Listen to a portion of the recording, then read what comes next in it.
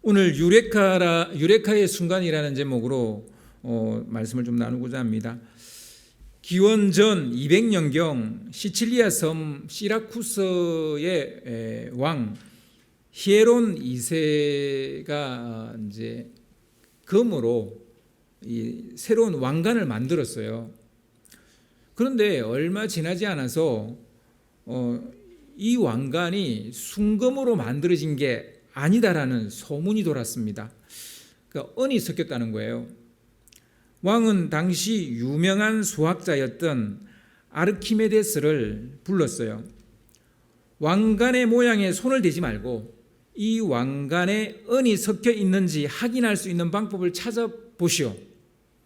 이렇게 명령을 했어요. 그날부터 아르키메데스는 깊은 고민에 빠졌습니다. 확인할 방법이 떠오르지 않는 거예요. 왕관에는 손을 대면 안 돼요. 그러니까 그 손을 댄다는 게 이제 이렇게 진짜 손을 대지 말라는 게 아니라 그 왕관의 모양이 흐트러져서는 안 된다는 그런 얘기죠. 확인할 방법이 떠오르지 않으니까 깊은 고민에 빠져서 걸어가도 그 생각, 밥을 먹어도 그 생각, 그 생각이죠. 그러던 어느 날 아르키메데스가 목욕을 하기 위해 물이 가득 찬 목욕통에 들어갔어요. 목욕통 안에 물이 밖으로 확 흘러 넘쳐버리는 거예요. 이걸 보는 순간 아르키메데스는 벌거벗은 채 목욕통에서 뛰어나와서 이렇게 외쳤습니다. 뭐라고 외쳤을까요? 유레카라고 외쳤어요. 아르키메데스는 먼저 커다란 그릇에 물을 가득 채우고 왕관을 그 안에 쏙 집어넣었어요. 그러니까 그 왕관의 부피와 무게만큼 물이 바깥으로 흘러 넘친 거죠. 그런데 그 양을 쟀습니다. 흘러 넘친 양을 쟀고요. 그리고 왕관을 만드는데 쓰인 것과 같은 양의 금덩어리를 똑같이 그렇게 했어요. 물에 넣었어요. 그런 다음에 흘러 넘친 두 물의 양을 비교를 했더니 같았겠어요? 달랐겠어요? 달랐어요. 그러니까 은이 들어갔다는 얘기죠. 그러니까 이 왕관은 순금으로 만들어진 게 아니었던 거죠. 아르키메데스는 부력의 원리를 이용해서 왕관에 은이 섞였다는 사실을 알아냈습니다. 무언가를 발견해서 깨닫거나 문제를 해결하는 그 기쁨을 경험해 본 적 있습니까? 이런 느낌을 한마디로 담아낸 단어가 유레카입니다. 그리스어로 찾았다, 알았다, 이런 얘기야. 그거로구나. 이제 알겠어. 이런 말이 유레카입니다. 이 아르키메데스 이야기에서 유심히 보아야 할 것이 있습니다. 이 얘기는 여러분 거의 다 아시잖아요. 근데 이 이야기에서 유심히 보아야 될 게 있어요. 유레카의 순간을 경험하려면 이질적인 행동을 해야 된다는 겁니다. 이질적인 행동. 하고 있는 일에 몰입이 아니라 전혀 상관없는 일을 할 때 창의적인 아이디어가 떠오른다는 겁니다. 계속 연구실에 앉아서 아르키메데스가 연구실에 앉아서 어떻게 해야 이게 은이 들어갔는지 안 들어갔는지를 알 수 있지라고 고민한다고 해서 이 답이 나오는 게 아니라 전혀 그 연구와 상관없는 목욕을 하러 갔다가 탁 떠오른 거죠. 그러니까 이질적인 행동을 해야 된다는 거예요. 늘 만나서 얘기하는 사람이 아니라 전혀 다른 부류의 사람을 만나서 충돌할 때 유레카의 순간을 경험할 수 있다고 말합니다. 카이스트 내과학 교수인 그 정성재 교수도 똑같은 주장을 하더라고요. 이질적인 행동을 하거나 혹은 멍 때리고 있을 때 창의적인 활동을 하는 우리 뇌의 부분이 활성화가 된다는 거예요. 즉 그게 활성화될 때 유레카 모멘트가 만들어진다는 겁니다. 잠시 하는 일을 멈추고 샤워를 하거나 산책을 하거나 달리기를 하거나 자전거를 타거나 불멍을 하든 물멍을 하든 강멍을 하든 산멍을 하든 하여튼 이런 뭔가 내가 하고 있는 것에서부터 벗어나는 거예요. 그때가 유레카 모멘트를 경험하는 그 가능성이 높다는 거예요. 유대인들은 이런 이질적인 것들을 받아들인 민족이에요. 그래서 지금의 유대인이 되지 않았나 이런 생각을 해보게 됩니다. 뭐 많은 사람들이 유대인을 연구하죠. 왜 유대인들이 이렇게 지금 특별한 존재들이 됐나? 뭐 또 지금은 이제 전쟁을 일으켜가지고 또 세계의 이목을 끄는데요. 아무튼 그들이 왜 지금 이런 어떤 민족이 될 수 있었나? 그것은 이질적 여러 가지 이유가 있겠지만 이질적인 것들을 받아들이는 민족이라는 거예요. 그들은 안식일이면요 월에 해당에 가서 두루마리 성경을 읽어요. 그리고 깨달은 말씀이 있거나 새로운 지식이나 지혜를 얻었을 경우 사람들 앞에서 나눌 수 있는 기회를 가지게 됩니다. 그래서 그 유대인들에게는 랍비가 있지만 랍비가 항상 설교하지 않아요. 그냥 온 유대인들 중에 그날 말씀을 읽는 중에 하나님이 내게 뭔가 지혜를 주시면, 뭔가 내게 말씀을 주시면 손들고 할 말이 있습니다. 그러면 말할 수 있어요. 그 말이 성경과 순 맞지도 않고 엉터리라 할지라도 그들은 계속 기회를 줘요. 물론 앞 사람의 그 했던 주장을 반박하는 사람도 있습니다. 심지어 새로운 사람이 오면요 기꺼이 말할 수 있는 기회를 그 사람한테 먼저 줍니다. 저 사람이 누군지도 모르는데. 이런 풍토가 유대인한테 있어요.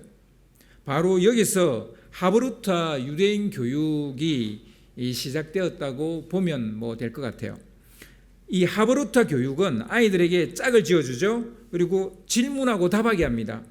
내가 먼저 질문하면 그 애가 답을 하고 또 그 애가 먼저 질문하면 내가 답을 하고 서로 바꿔가면서 그럽니다. 이렇게 서로 대화를 합니다.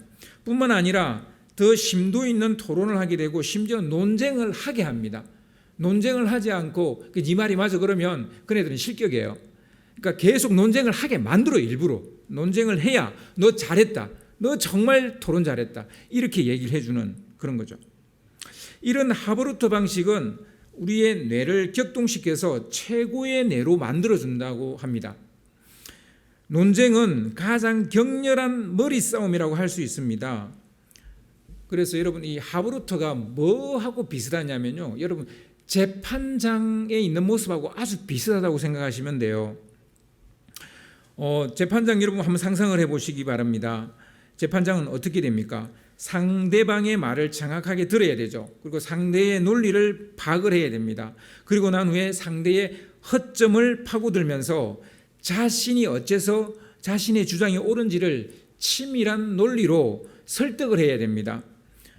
판사는 그 양쪽을 다 듣는 거예요. 검사의 말도 듣고 변호사의 말도 듣고, 그리고 각각 정인들을 세워서 그 정인들의 말이 얼마나 옳은지도 듣고 다 이렇게 보죠. 그리고 이제 판사가 나중에 결정을 하거나 배심원이 결정을 하기도 하고 그렇죠.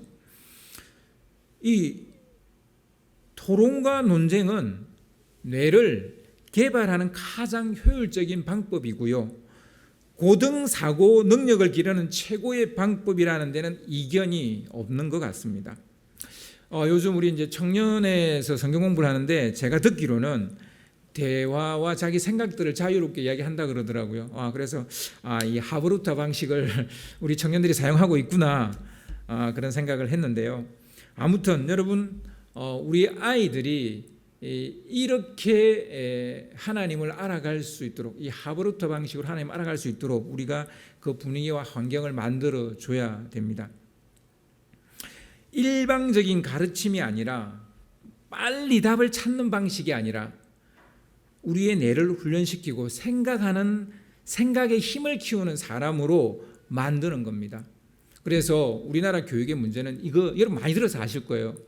빨리 답을 찾는 교육을 해줘요. 그러니까 제가 우리 시경이를 보고 굉장히 가슴이 답답했어요. 그러니까 시경이가 잘못했어가 아니고 그래도 각오잖아요. 그런데요, 대부분 문제의 50%를 풀지를 못해요. 시간이 없어서. 시경이 말로는 모르는 문제가 아니래요. 시간이 없대요. 굉장히 잘못된 시험 방식이죠. 이 아이에게 충분한 시간을 주고 그 문제를 풀게 해야 되는데 이게 서열을 나눠야 되니까 1등급, 2등급, 3등급, 9등급을 나눠야 되니까 시간을 제한해가지고 문제를 풀게 하니까 애들이 문제 푸는 능력이 생기는 게 아니라 답을 빨리 찾는 능력만 생긴 거예요. 그러면 일반고와 과학고가 뭐가 달라요? 아무것도 다른 게 없는 거예요. 그러니까 참 문제다. 왜 과학고를 만들었어요? 왜 외고를 만들었어요? 왜 영재고를 만들었어요? 똑같은 테스트를 하는데. 저는 뭐 시경이가 과학고를 안 가기 전에 몰랐죠. 가서 보고 이제 알게 된 거예요. 아이들을 과학고에 보내서 아이들 망치고 있는 굉장히 이상한 교육을 우리나라는 하고 있습니다. 아무튼 뭐 좀 다른 얘기였습니다만 일방적인 가르침, 빨리 답을 찾는 방식 이게 아니라 우리 뇌를 훈련시키고 생각의 힘을 키우는 그 교육을 시켜야 되는데 그 교육을 안 시킨다는 거예요. 여러분 신앙도 마찬가지예요. 이 사람을 빨리 결실시키는 게 중요한 게 아니에요. 그 사람 안에 있는 모든 의문과 질문을 답해 줄 수 있어야 돼요. 교회가.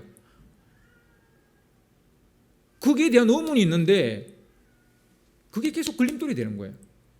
요즘 아이들은 또 뭐 얼마나 많이 알아요. 디아스포라 유대인들은 세계 어느 곳으로 가서 살든지 간에 항상 두 가지를 합니다. 하나는 회당을 지어요. 그리고 그 다음으로 하브루타 방식으로 안식일에 모여서 말씀을 연구하고 하브루타 방식으로 항상 식사를 한다는 거예요. 그래서 유대인들의 식사는 굉장히 길어요. 뭐 식사하면서 막 가족끼리 서로 묻고 질문하고 답하는 거예요.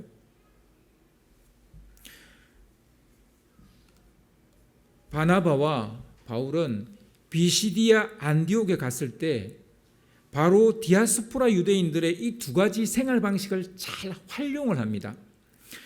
일단 안식일에 유대인 회당에 들어갑니다.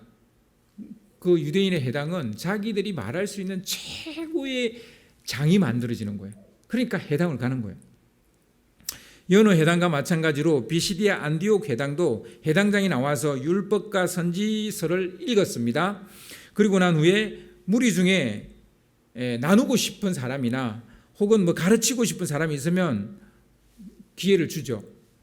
근데 그날은 특별히 그 회당에 처음 온 유대인인지 뭐 경건한 사람인지 잘 모르겠습니다만 하여튼 그들은 모르죠. 처음 온 사람들이니까 그 사람에게 먼저 말할 수 있는 기회를 줍니다. 그 처음 온 사람이 누구예요? 바나바와 바울이죠. 그래서 사도행전 13장 15절을 좀 띄워주시기 바랍니다. 사도행전 13장 15절을 보시면 율법과 선지자의 글을 읽은 후에 해당장들이 사람을 보내어 물어 이르되 형제들아 만일 백성을 권할 말이 있거든 말하라 하니. 형제들아 만일 백성을 권할 말이 있거든 말하라는 거예요. 그 바나바와 바울에게 먼저 말할 수 있는 기회를 준 거예요. 해당장이 바나바와 바울에게 이렇게 한 건 그 해당장이 굉장히 넉넉한 사람이라서 그게 아니에요. 이게 유대인의 문화예요. 바울은 이런 기회를 놓칠 위인이 아니죠. 벌떡 일어나 손짓을 하면서 네, 내가 하겠습니다. 이렇게 한 거예요. 정말 호들갑을 떨었어요. 그래서 사도행전 13장 16절을 보시면요. 16절을 좀 띄워주세요. 바울이 일어나, 그러니까 자기 안 시켜줄까 봐 벌떡 일어나가지고 손짓하면서 내가 하겠다고.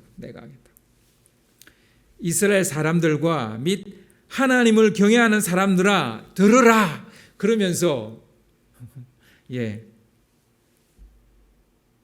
바울이 자기 이야기를 하기 시작합니다. 바울은 일어나 비시디아 안디옥 유대인들에게 설교를 했는데요. 설교 내용을 살펴보기 전에 여기서 우리가 꼭 짚고 넘어가야 할 것이 있습니다. 바나바와 바울은 비시디아 안디옥 사람들에게 낯선 사람들이고 이질적인 사람들이라는 겁니다. 그들은 바울이 누군 줄 알지 못해요. 바나바가 누군지 알지 못해요. 누군지 알지 못하면서도 선뜻 말할 수 있는 자리를 내어준 거예요. 아마 해당에 들어온 걸로 봐서 그들이 생각할 때 이 바나바와 바울은 유대인이거나 아니면 유대교에 입교한 경건한 사람들이라고 짐작했겠죠. 분명한 것은 생긴 처음 본 사람들이라는 거예요. 중요한 것은 낯설고 이질적인 사람들의 얘기를 듣고자 하는 유대인들의 전통이 오늘날의 유대인들을 만든 게 아닌가 싶습니다. 아니나 다를까 비시디아 안디옥 사람들은 낯설고 이질적인 바울의 설교를 듣고 유레카를 외치게 됩니다. 그 사도행전 13장 42절 43절 말씀을 좀 띄워주시기 바랍니다. 그들이 나갈새 사람들이 청하되 다음 안식일에도 이 말씀을 하라 하더라.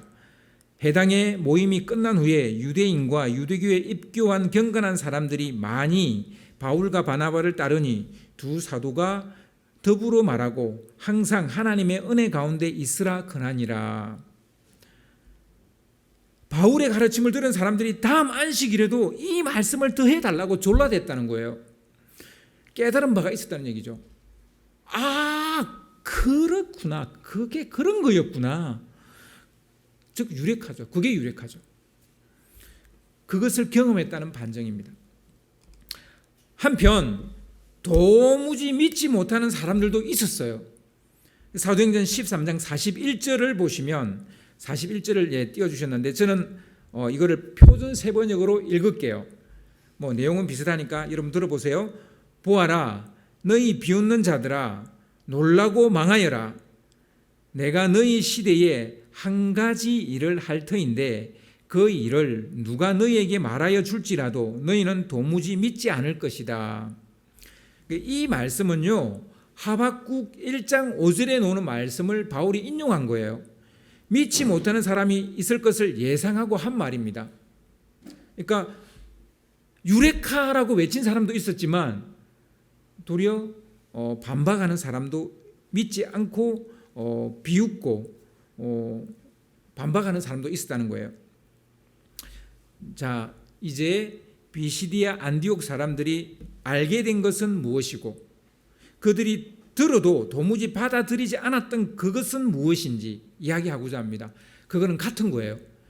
그러니까 유레카라고 외친 사람들이 들은 것과 그리고 도무지 받아들이지 않은 사람들이 들었던 내용은 같은 내용이에요. 다른 내용이 아니에요. 똑같은 내용. 다 바울의 설교 내용이란 말입니다. 그런데 누군가에게 이것은 유레카가 됐고 누군가에게는 이게 무레카가 됐어요. 무레카란 말은 없습니다. 그냥 우리나라 말로 제가 한 거예요. 그러니까 누구는 유레카가 되고 누구는 무레카가 됐다고요. 여러분 복음은 그런 거예요. 누군가는 듣는 순간 유레카 이렇게 그거였구나. 내 삶의 가장 근본적인 문제를 해결할 수 있게 됐구나. 이렇게 말한 사람이 있는가 하면 뭐야 말도 안 되는 소리. 이렇게 말하는 사람도 있다는 거예요. 바울은 그들이 알고 있는 율법과 선지자의 글로 이제 이야기를 시작하는데요. 하여튼 유레카든 무레카든 바울이 무슨 얘기를 했는지 우리가 알아야 될 거 아니에요. 그 내용을 한번 보겠습니다. 하나님이 우리 조상을 택하셨다 이런 얘기를 합니다. 대략 300년 동안 이어진 아브람, 이삭, 야곱의 시대를 이야기합니다. 그리고 애굽 땅에서 나그네 혹은 이제 노예로 나그네와 노예된 이스라엘 백성을 큰 권능으로 인도하여 내셨다는 이야기도 합니다. 우린 이를 줄여서 출애굽이라고 말하죠. 40년의 광야 생활과 가나안 땅을 기업으로 차지하는 이야기까지 이어서 바울이 쭉 이어서 설교합니다. 애굽으로 내려간 요셉의 때부터 여호수아가 가나안 땅을 차지하게 되기까지 450년의 역사를 이야기합니다. 바울은 이어서 200년 동안 이어진 사사시대의 이야기를 합니다. 앞에 300년, 450년, 200년, 한 900년 어간의 이야기를 그냥 아주 간단하게 줄여서 엑기스만 바울이 이야기를 하고 있는 거죠. 마지막 사사가 누굽니까? 사무엘이죠. 이 사무엘이 이스라엘의 초대 왕인 사울을 세웠지만 하나님 마음에 차지 않아서 그를 버리고 주님의 마음에 합당한 왕으로 다윗을 세웠다라는 얘기도 이어서 합니다. 하나님께서 약속하신 대로 다윗의 후손에서 이스라엘을 구할 구주가 나실 것이라는 이야기도 바울이 합니다. 여기까지 별로 새로운 것은 없습니다. 유대인이라면 다 아는 얘기죠. 이 다음에 나오는 말 한마디가 결정적으로 새로운 것입니다. 유레카를 외칠 바로 그 한마디입니다. 오늘 본문 23절이에요. 그래서 오늘 본문 23절을 좀 띄워주시기 바랍니다. 오늘 본문 23절 말씀을 우리 같이 한번 읽어보겠습니다. 시작. 하나님이 약속하신 대로 이 사람의 후손에서 이스라엘을 위하여 구주를 세우셨으니 곧 예수라. 이 사람의 할 때 이 사람은 다윗을 말하는 거예요. 그 앞에 다윗의 이야기를 했으니까 다윗의 후손에서 이스라엘을 위하여 구주를 세우셨으니 곧 예수라. 그 구주가 예수라는 겁니다. 예수가 바로 하나님이 약속한 바로 그 구주라는 겁니다. 메시아라는 겁니다. 당시 모든 유대인들은 메시아를 기다리고 있었어요. 하지만 디아스포라 유대인들은 메시아가 이 땅에 오셨다는 것을 모르고 있었죠. 그들은 저 이방 땅에 있으니까 유대 땅에 무슨 일이 일어났는지 모르고 있었죠. 바울은 그 메시아가 이 땅에 오셨다고 지금 말을 해줍니다. 곧 예수라. 구주를 세우셨는데 그가 예수라는 거예요. 그 예수가 오셨다는 거예요. 그러면서 세례 요한의 이야기를 잠시 합니다. 세례 요한은 자신이 아니라 자기 뒤에 오시는 이 바로 예수 그리스도가 예수가 바로 그리스도라고 증거를 합니다. 자기는 그의 신발끈조차 맬 수 없는 존재라는 말을 하면서 나는 메시아가 아니고 그 메시아의 길을 예비하는 사람이다. 이렇게 얘기를 하죠. 그러면서 바울은 계속해서 설교를 이어갑니다. 그러나 예루살렘에 사는 자들과 갈리들이 선지자의 말을 알지 못해서 예수를 정죄하여 죽였다고 말합니다. 하지만 예수의 죽음은 선지자들의 말 그대로 이룬 것이 되는 거라고도 말을 합니다. 그러니까 예루살렘에 사는 그런 갈리들이 예수님을 정죄해서 못 박아 십자가에 못 박아 죽였지만 그래서 죽게 됐지만 그러나 이것 또한 이미 선지자를 통해서 예언한 얘기다라는 얘기를 합니다. 예수는 우리의 죄를 대신 짊어지고 십자가에 대신 달려 죽었습니다. 그리고 무덤에 묻혔습니다. 바울은 그 얘기까지 하죠. 하지만 하나님께서 사흘 만에 죽은 자 가운데서 그를 살리셨다는 얘기도 합니다. 예수님은 그렇게 부활의 첫 열매가 되셨고 부활의 소망이 되셨다라고 얘기합니다. 뿐만 아니라 다시 살아난 예수님은 제자들에게 여러 날을 보이셨다 그랬죠. 그 여러 날 바울은 그걸 40일이라고 말하지는 않지만 우리가 알고 있죠. 40일 동안 부활하신 후에 성천하기까지 40일 동안 제자들에게 당신의 모습을 보여주셨죠. 그의 부활을 목격한 제자들이 예수님의 부활을 정언하는 정인이 되었다라는 말까지 바울이 합니다. 자, 이제 이게 바울의 설교였어요. 하나님의 약속은 두 가지입니다. 첫 번째 약속은 죄로 이미 죽은 사람들을 살리시겠다는 약속입니다. 죄로 죽은 우리 인간들을 하나님이 살리시겠다고 약속을 하셨다는 거예요. 아담과 하와가 죄를 짓게 되므로 죽음은 인간에게 피할 수 없는 운명이 되었습니다. 따라서 죽음은 우리 인생들에게 최대의 적이고 반드시 풀어야 될 숙제입니다. 그런데 우리는 스스로 죽음을 이겨낼 힘이 없는 거예요. 사망의 근세를 이겨내질 못하는 거예요. 그래서 하나님께서 살리시겠다는 약속을 하신 겁니다. 사람이 스스로 살아날 수가 없으니까. 그래서 하나님께서 그 약속을 하시고 그것을 이루시기 위한 두 번째 또 약속을 하십니다. 그 두 번째 약속, 그 첫 번째 약속을 우리는 하나님의 사랑이라고도 말하고 하나님의 은혜라고도 말합니다. 우리를 살리겠다는 이 약속을 이루기 위해서 하나님은 또 다른 약속을 하십니다. 그건 우리를 살리기 위해 우리의 죄값을 대신 지불하실 메시아를 이 땅에 보내어 사람들의 죄를 해결하겠다는 거예요. 그러니까 우리를 살리기 위해서는 우리의 죄를 해결해야 되는데, 죄의 사건 사망이기 때문에 우리의 죄를 해결해야 되는데 이 해결은 우리 스스로 못하니까 결국은 하나님이 독생자 예수 그리스도를 이 땅에 보내셔서 그 예수 그리스도에게 모든 인간이 지은 죄를 다 전가시키고 대신 죽음으로써 죄값을 지불함으로써 우리의 죄를 사하시겠다는 거예요.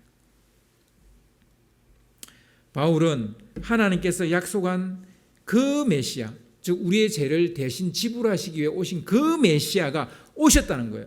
그가 바로 예수라는 겁니다. 그가 예수라는 거예요. 이미 하나님의 약속은 이루어졌습니다. 성취되었습니다. 예수님 오셨으니까요. 그리고 우리의 죄를 대신 담당하시고, 그리고 그분이 살아나심으로 우리도 우리 죄가 사해지면 살 수 있게 된다는 부활의 소망까지도 보여주셨으니까 모든 하나님의 약속은 성취가 됐어요. BCD의 안디옥 유대인들은 메시아 곧 그리스도가 오셨다는 것을 모르고 있었기 때문에 하나님의 약속만 알고 있는 거예요. 유대인들은 하나님의 약속은 알고 있어요. 하나님 우리를 살리시고 한다. 하나님 우리를 구원하시려고 하신다는 것. 그 구원의 하나의 그림자로서 출애굽이라는 사건이 있었던 것이고, 그리고 그 백성들을 다시 포로에서 이끌어 오시기도 하셨고, 이거는 모두 다 이스라엘뿐만 아니라 인간들, 죄를 지어서 죽을 수밖에 없는 운명에 놓여 있는 인간들을 살리기 위한 하나님의 약속이죠. 인간을 살리겠다는 하나님의 약속이죠. 유대인들은 그 약속은 알고 있었습니다. 그런데 그 약속을 이루시기 위해서 메시아가 오셨다는 사실은 모르고 있는 거예요. 예수가 약속의 성취라는 사실을 모르고 있는 거예요. 뿐만 아니라 메시아를 통해 제사함을 받고 영원한 생명을 얻을 수 있다는 그 사실도 모르고 있는 거예요. 하나는 알고 둘은 모르고 있는 거예요. 그러니까 하나님의 약속은 알아요.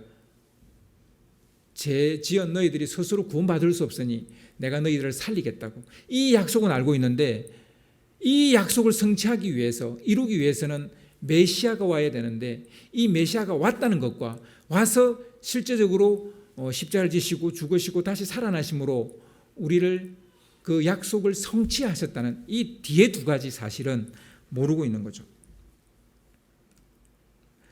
이 사실을 받아들인 이 뒤에 두 가지, 앞에 거는 물론이고 이 뒤에 두 가지 사실을 받아들이는 사람이 우리 인생에서 가장 중요한 유레카를 외칠 수 있는 사람입니다. 아멘. 여러분, 우리가 살아가는 데 있어서 부차적인, 삶의 부차적인 여러 가지 유레카가 필요합니다. 그러나 여러분, 근본적으로 우리가 살 수 있는, 영원한 생명을 얻을 수 있는, 구원을 받을 수 있는, 하나님 나라에 들어갈 수 있는 이 유레카를 모른다면 다른 유레카는 아무것도 아닌 거예요. 바로 이 유레카가 있어야 되는 거예요. 구원의 유레카가 있어야 되는 거예요. 여기에 대한 깨달음이 있어야 되는 거예요. 우리가 그리스도인이 되었다는 것은 하나님의 약속과 그 약속이 성취되었다는 것을 깨달은 사람이 되었다는 겁니다. 여러분, 그리스도인입니까? 그렇다면 하나님의 약속과 그 약속이 이미 성취되었다는 것을 여러분 깨달은 사람이에요. 받아들인 사람이에요. 이 사람은 유레카를 외쳐야 되죠. 그래서 여러분, 예수님 믿고 난 다음에 유레카를 외쳤습니까? 안 외쳤어요? 여러분, 외쳐야 돼요. 지금이라도 늦지 않았습니다. 이거군요. 하나님, 이거군요. 이것이 복음이군요. 이것이 나를 살리는 진리의 말씀이군요. 바로 예수님이 하나님 약속의 성취시군요. 이것을 외칠 수 있어야 됩니다. 바로 유레카를 외치는 순간 생명의 빛이 우리를 둘러 비추는 순간입니다. 아멘. 여러분은 구원을 위한 이 놀라운 지식을 깨달았습니까? 하나님의 약속이 여러분 안에 성취되었다는 사실을 깨닫는 유레카의 순간을 진정으로 경험하셨습니까? 여러분, 이것을 경험하지 못했다면 여러분 내가 어떤 놀라운 수학 문제를 풀거나 어떤 풀리지 않는 삶의 숙제를 풀거나 그런 유레카는 여러분 의미가 없어요. 이 유레카가 있어야만 그런 것도 의미가 있는 거예요. 송명희 시인은 그것을 깨달아서 예수 그 이름이라는 복음송을 작사한 것 같습니다. 이 노래 가사에 보면 비밀이라는 말이 나옵니다. 누군가는 하나님의 그 비밀을 깨달아서 유레카를 외치며 노래를 하게 됩니다. 그래서 여러분, 이 찬양은 정말 이 비밀을 깨달은 사람이 부르는 노래예요. 그런데요, 이 노래는요, 이 비밀을 몰라서 아직도 그 비밀을 알고 싶어요 하는 사람이 부를 수도 있는 노래이기도 해요. 그러나 제가 바라는 것은 이 송명희 시인처럼 정말 그 비밀을 알았기 때문에 말할 수 없다는 반어적 표현을 쓸 수 있는 여러분 되시기를 바랍니다.